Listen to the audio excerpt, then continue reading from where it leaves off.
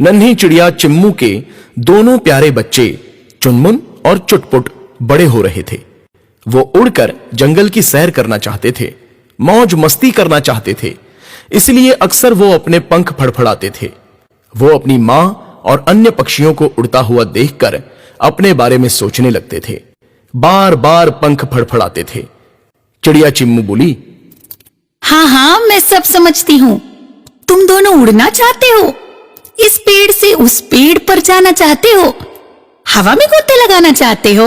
चुनमुन बोला, हाँ माँ, हम उड़ना तो चाहते हैं लेकिन गिरने से डरते हैं, इसलिए हिम्मत ही नहीं करते।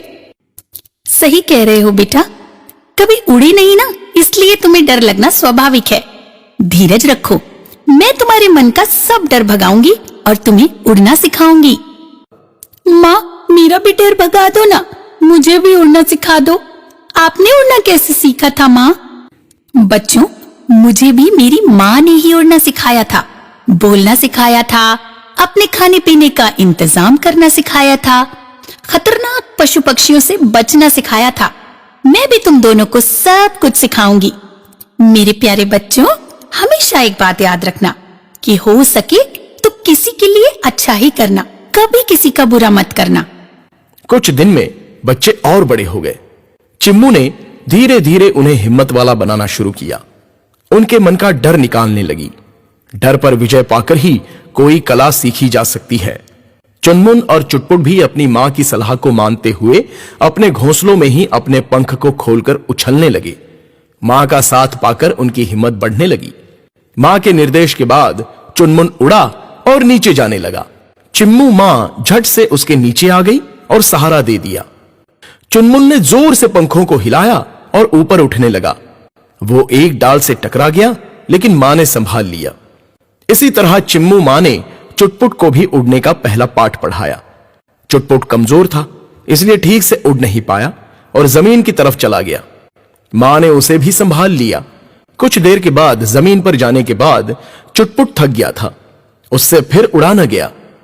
चिम्मू बोली, बेटा, हिम्मत करके फिर से उड़ो, तुम ऐसा कर सकते हो। चुटपुट ने कोशिश की, लेकिन उड़ नहीं पाया। इतने में एक जहरीला कोबरा उसके सामने आ गया।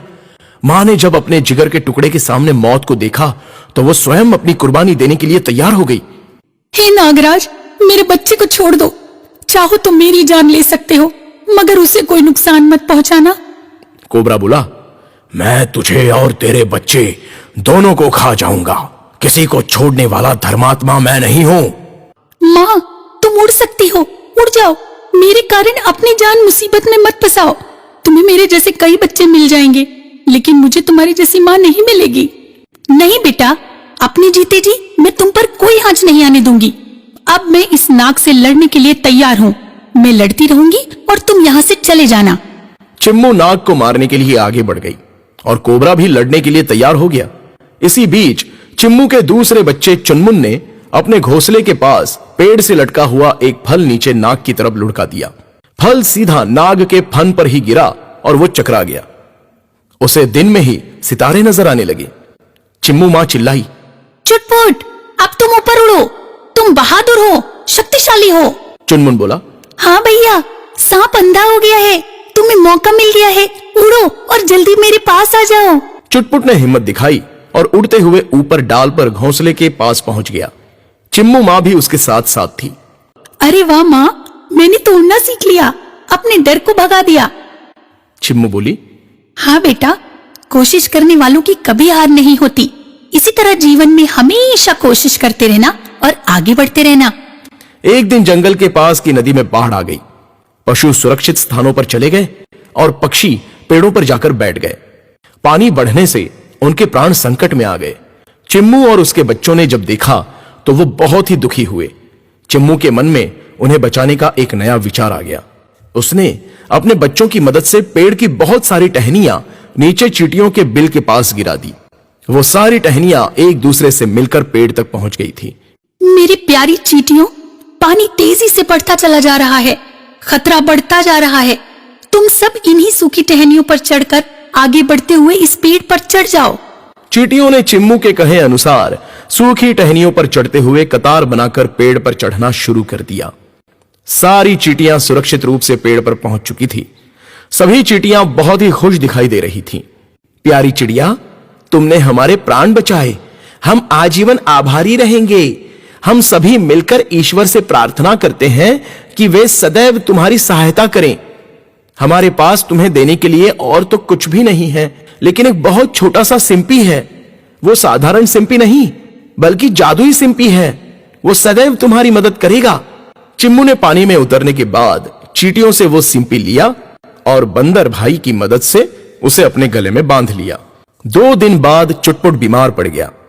उसने उड़ने की जिद की और ठीक से उड़ ना पाने के कारण जमीन पर पहुंच गया और उठ न सका।